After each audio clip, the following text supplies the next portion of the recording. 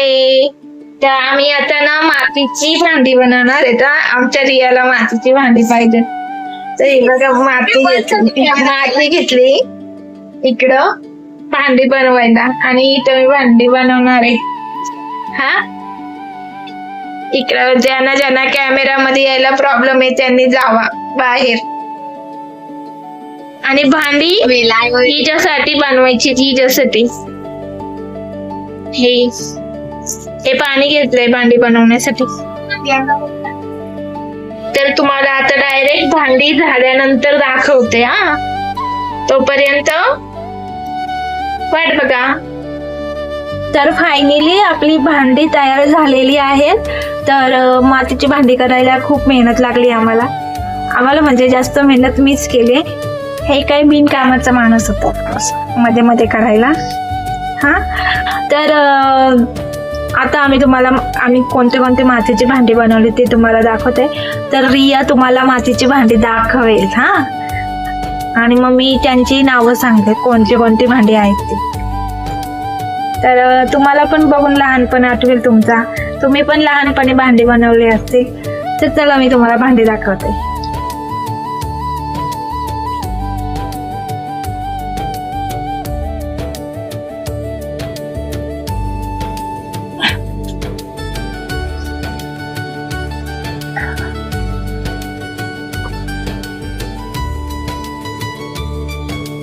तर रिया तुम्हाला आता भांडी दाखवणार आहे.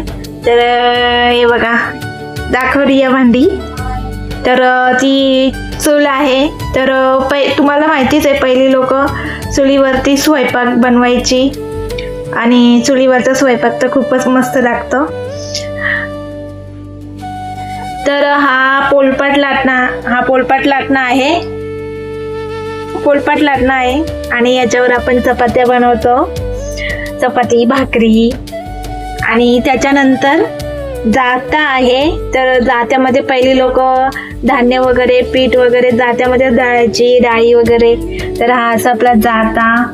आणि हा पाटा वरवंटा. तर पहिले जुन्या काळी मिक्सर नव्हता. तर मिक्सरच्या ऐवजी पाट्या वरवंट्यावर वाटायचं. आणि तो आहे खलबत्ता. तर जुनी लोक पहिले खलबत्त्यामध्ये डाळी बनवायच्या, म्हणजे डाळी वगैरे आधी जात्यामध्ये बनवायची आणि मग त्यानंतर डाळ हे करायची.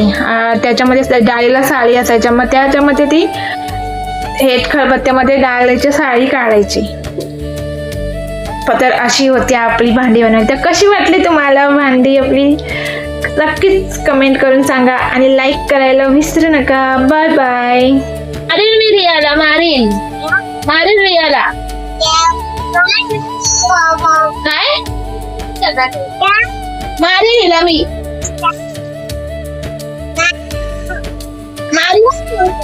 अगं मला करते ती.